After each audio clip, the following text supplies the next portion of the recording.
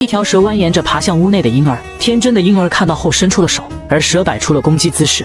千钧一发之际，罗伊拔出身后挂在墙上的左轮枪，枪声惊动了屋内外的人们。农妇冲进屋内抱起毫发无伤的婴儿，而婆婆捡起了地上断成2截的蛇。看到这个神秘的男人有如此身手，爱丽丝对他的身份更加好奇了。几天前的夜晚，重伤的罗伊瘫在马上停在一家农户院外，女主人爱丽丝持枪走出门外，发出警告 Declare yourself or I'll shoot。罗伊刚一抬头就挨了枪子儿倒在地上，所幸子弹只是划破了他的喉咙，没有致命。爱丽丝上前仔细查看了伤势，确认对方不会造成威胁后，将这个陌生男人抬进谷仓。婆婆连夜用土方为他清理了伤口，在悉心照料下，罗伊的伤势好转，但身体依旧很虚弱，喉咙处的伤口让他无法开口说话。爱丽丝也一直不清楚他的名字和身份。夜晚，爱丽丝到谷仓看望罗伊时，意外看到了他的随身信件。通过信封上的署名，爱丽丝得知了罗伊的姓名，但依旧不知道他的身份。身体逐渐恢复的罗伊对院中的马群很感兴趣，独自走进马栏中驯马，看着狂躁的马群被安抚得井井有条。爱丽丝的家人感觉此人不一般。男孩阿特对罗伊非常友好，邀请他与家人一同用餐。此时院外来了位不速之客，爱丽丝立刻持枪到院中防备。That's far enough。他与镇上居民的关系紧张，很少与外界交际，因此时刻戒备着。来者是一位无助的母亲，她的孩子满身红疹，哭啼不止。由于镇上没有医生，她只好来到镇外求助爱丽丝的婆婆。看着啼哭的婴儿和无助的母亲，爱丽丝决定出手相助。婆婆将婴儿抱进屋内，转身准备草药。此时一条蛇爬向了婴儿，罗伊出手解除了危机。罗伊一言未发，走出屋外修建马栏，喉咙的伤口有所好转。他声称自己明天就会离开。之后他询问爱丽丝为何祖孙3人住得如此偏僻，爱丽丝没有明讲，只是说自己死了2任丈夫。午后，警长比尔前来拜访爱丽丝，比尔丧妻，爱丽丝丧夫，两人互有意思，但一直没有挑明关系。镇上的居民想收购爱丽丝几匹马，由于双方关系紧张，只好由比尔出面。比尔讲明了购马的来意，以及匪帮在北方边镇的残忍行径。他告诉爱丽丝，有个名叫罗伊的匪徒因为钱与老夫起了争执，匪帮的人正在追杀他。听到罗伊与匪帮有关联，爱丽丝心头一震，邀请比尔到屋内讲话。罗伊看到了比尔胸口的紧张，察觉到他的身份，于是主动进屋找比尔自首。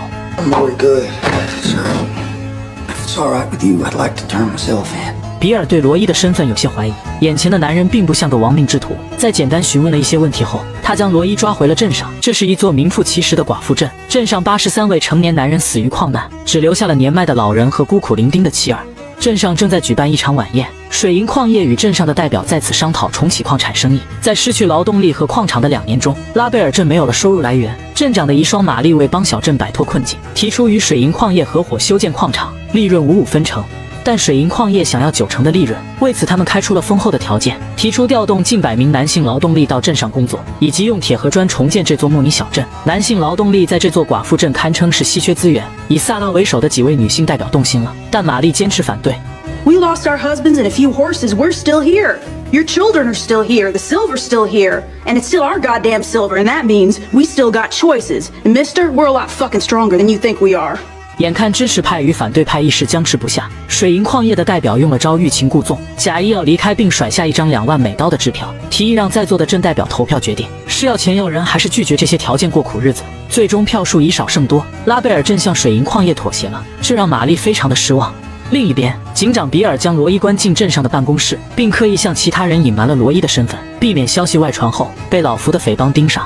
在办公室里，罗伊听副官怀蒂讲述了爱丽丝的往事。在第1任丈夫死于洪灾后，爱丽丝就消失了。几年后，爱丽丝又带着新家庭回到镇上生活，但前夫的农场已被亚萨占领。警长比尔出面帮爱丽丝交涉，却遭到了伏击。在交战中，比尔杀了亚萨的3个儿子，帮爱丽丝拿回了农场。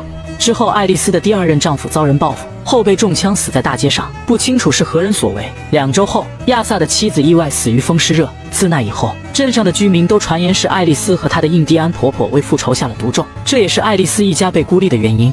夜晚，镇上来了闹事者，2个流氓骑着马在街道上鸣枪狂奔，警长比尔出门阻止，却平地摔跤，受到了对方的嘲笑。副官怀蒂赶到，2柄快枪喝退了对方。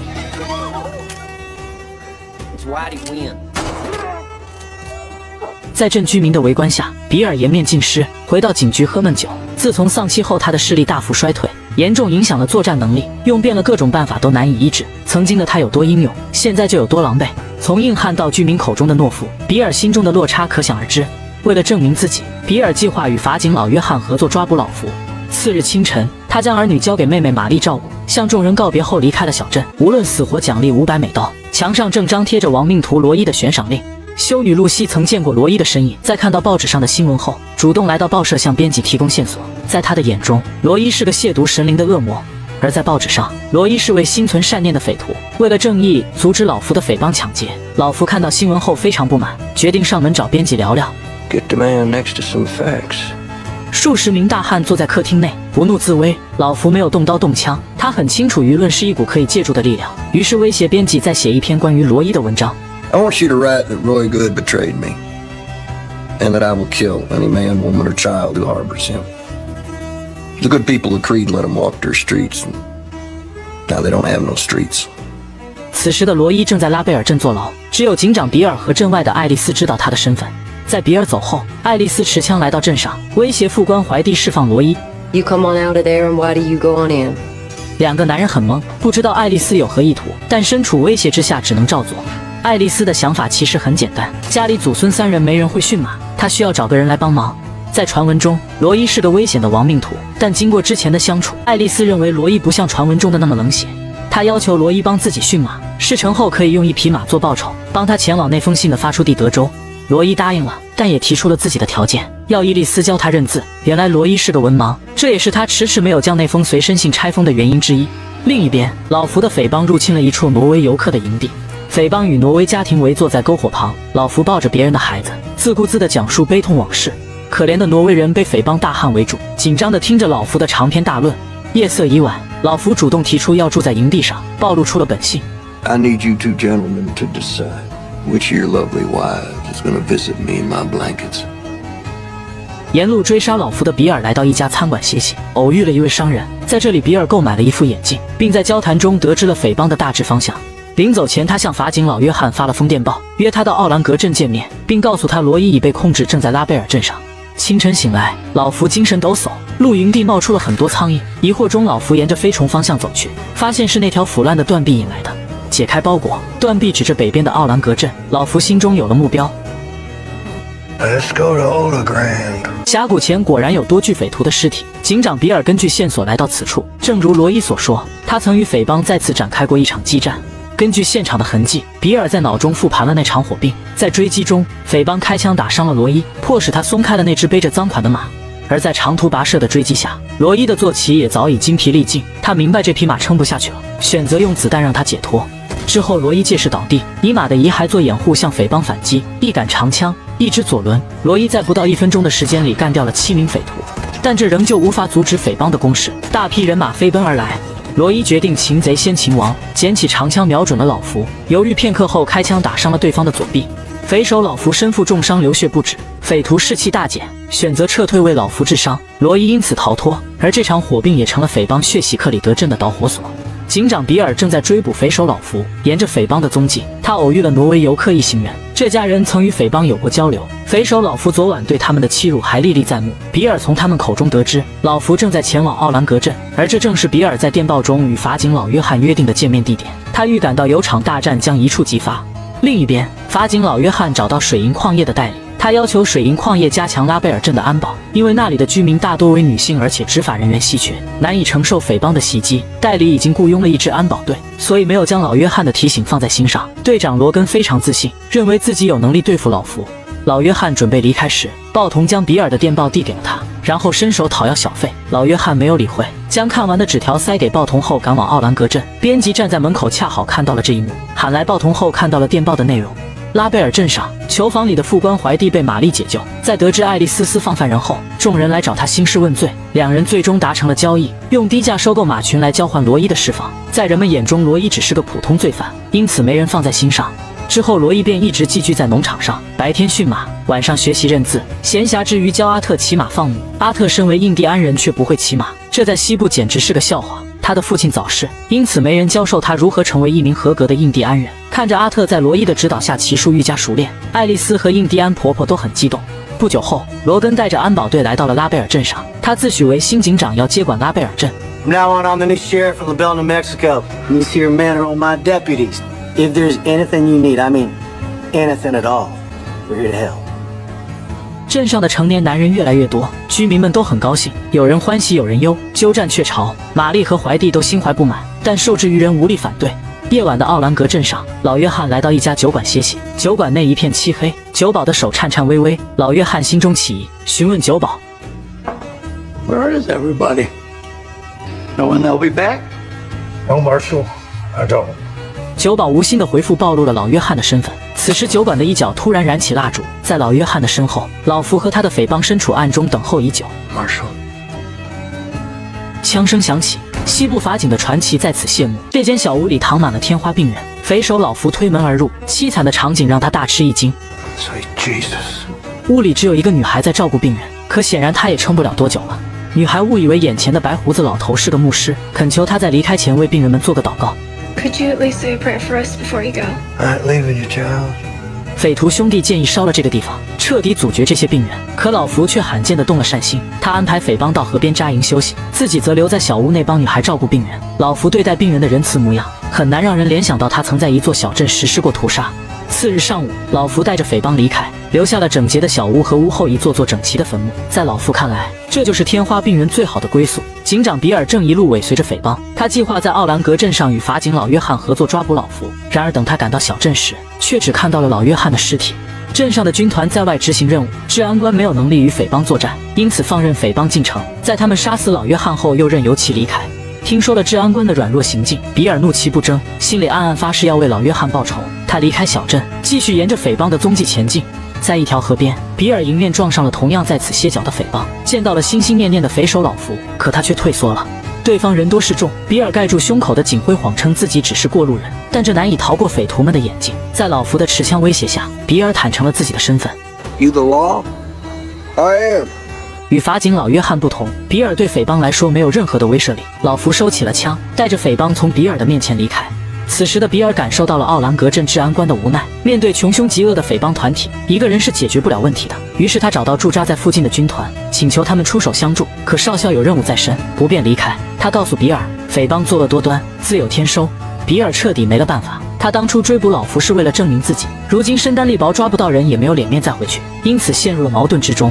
另一边，报社编辑来到了拉贝尔镇，从电报上他得知这里的警长比尔逮捕了罗伊，于是拿出罗伊的悬赏令询问酒馆里的客人。罗伊的身份被比尔刻意隐瞒过，所以镇上没人知道此事。一旁的副官怀蒂曾在监狱中与罗伊有过交谈，虽然真人与悬赏令上的画像相差很大，但他还是猜出了罗伊的真实身份。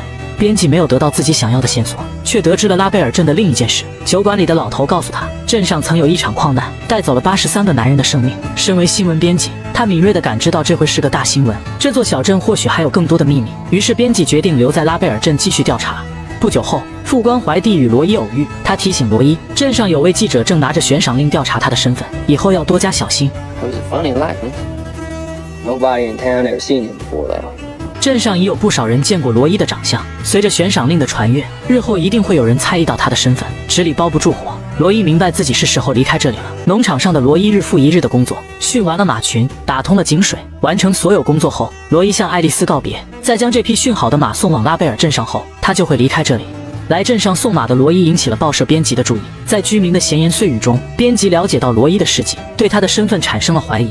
不久后，编辑赶回报社，发表了一篇名为《拉贝尔镇的秘密》的文章。正在追查罗伊下落的匪帮看到了这份报纸，编辑在文中添油加醋地描述了自己在拉贝尔镇的见闻，直言罗伊就藏在这座小镇上。老福因此找到了新的目标，他曾放话说要杀光收留罗伊的人，如今是时候履行诺言了。 Where the hell's LaBelle? 匪帮的人马浩浩荡荡地杀向了拉贝尔镇。而此时的罗伊已经离开小镇，一方面是他担心身份暴露给这里的居民带来灭顶之灾，另一方面是他终于打开了那封随身信。在爱丽丝家学习认字多日，罗伊已经能读懂信的内容。信中兄长吉姆为自己的失责向罗伊道歉，并在信尾留下住址，邀请他前来一同生活。多年来，罗伊心中一直认为兄长吉姆抛弃了他。看到信中的内容后，他才知道这是一场误会。罗伊彻底解开了心结，骑着马上了路。拉贝尔镇的几位代表也看到了报纸上的文章，此时他们才明白，爱丽丝农场上的那位马夫就是大名鼎鼎的亡命徒罗伊。众人立即来到镇外的农场找人，却只得到了他离开这里的消息。代表们心里清楚，向匪徒们解释是没有用的，小镇将会遭遇一场屠杀，他们需要拿出应对措施。罗根声称要召集更多人手对付老福，带着保安队率先离开。人们对他的说辞半信半疑。玛丽提议居民们转移到镇外暂时躲避，并建议爱丽丝跟着大部队一块离开，但爱丽丝拒绝了，因为儿子阿特不见了，她还要去找。代表们回到镇上准备组织居民离开，却发现车马行中的马被人偷走了。玛丽明白这是保安队所为，目的就是要居民们待在镇上，防止这里的矿业遭受损失。最后的逃亡之路被人切断，拉贝尔镇只能背水一战。玛丽要求居民们上缴家中的武器，按人头分配埋伏匪帮。怀蒂找镇外的黑村帮忙，那里的居民都曾参加过战争，有很强的作战能力，但人们对他不理不睬，这让他非常沮丧。另一边，罗伊骑马来到一座陵园，这是他埋葬父亲的地方。在之前的逃亡中，他将所有的装备都藏进了这座坟墓里，如今是时候取出来了。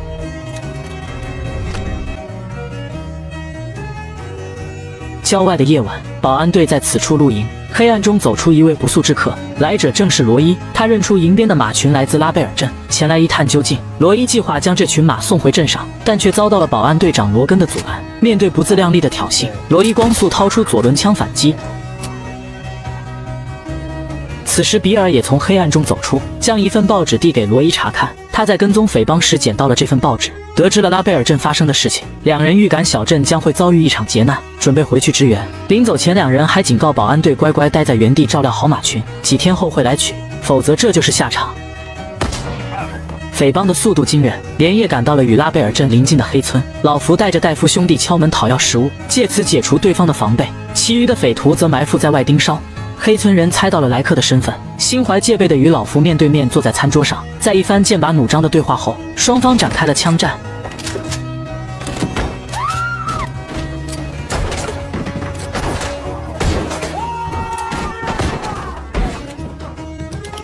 黑村人由于人手不够以及准备不足败下阵来，全员死在了小屋内。失去了主心骨的黑村惨遭屠杀，女孩从地道中逃脱，在怀蒂的帮助下逃往了拉贝尔镇。小镇上的寡妇们排队领枪，气氛悲伤。根据玛丽的安排，他们将埋伏在镇上唯一的砖铁楼内，与穷凶极恶的匪帮火并。镇外，匪帮屠杀了黑村的所有村民。爱丽丝外出寻找儿子阿特时，看到了这里凄惨的景象，立刻赶往拉贝尔镇报信。看到居民们都在拿枪备战，爱丽丝决定留下加入。荒原上黄沙飞扬，老福带着匪帮冲进镇上，副官怀蒂全副武装，闪亮登场。不料刚出门，一柄飞刀插进胸膛，倒在了地上。匪徒们沿街搜寻，找不到镇上的居民，最后都聚集在砖铁楼前，与埋伏在屋内的女人们隔窗对视。Hello, ladies. 屋顶上的玛丽率先发难，一枪放倒戴夫小弟，双方就此展开了火并。居民们虽然人数众多，但大多为女性且枪法不准，只能提供火力压制，无法击杀对手。匪徒们暂时无法攻下这座砖铁楼，于是放火点燃了街道上的其他木屋，利用烟雾混淆视线，直到火力减弱后，匪徒们骑马冲进了小楼中。失去火力压制的居民无力反抗，死的死，伤的伤，只有枪法精准的玛丽与爱丽丝在坚持反击。面对着剩余的20多名匪徒，他们似乎已经预见到了自己的死亡。在黄沙与硝烟中，比尔和罗伊赶到了小镇上，两人一左一右包夹了匪帮，烈马与快枪，罗伊犹如战神附体，杀进人群之中，与对面的比尔会合。危急关头，比尔也找回了曾经的自己，恢复了视力。只见他一边拉栓一边扣动扳机，弹无虚发，重振拉贝尔镇警长雄风。两人犹如神兵天降，打得匪帮难以还手。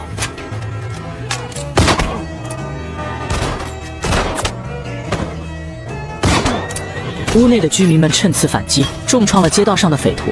两个男人与砖铁楼上的女人们配合默契，团灭了匪帮。幸存的女人们走出小楼，看着街上的凄惨景象，感慨不已。藏在暗处的老弱病残们走上街道，与家人相拥。难以置信，一座以女性居民为主的小镇竟然打赢了臭名昭著的匪帮。罗伊清点人头时没有找到匪首老福，骑马追出镇外。逃窜的老福遇到了树林中的阿特，阿特正跪坐在马旁哭泣。他在骑马下坡时撞到树上，坐骑因此受了重伤。老福走到男孩身边，掏出枪递给了他。这匹马已经废了，老福让阿特帮马彻底解脱。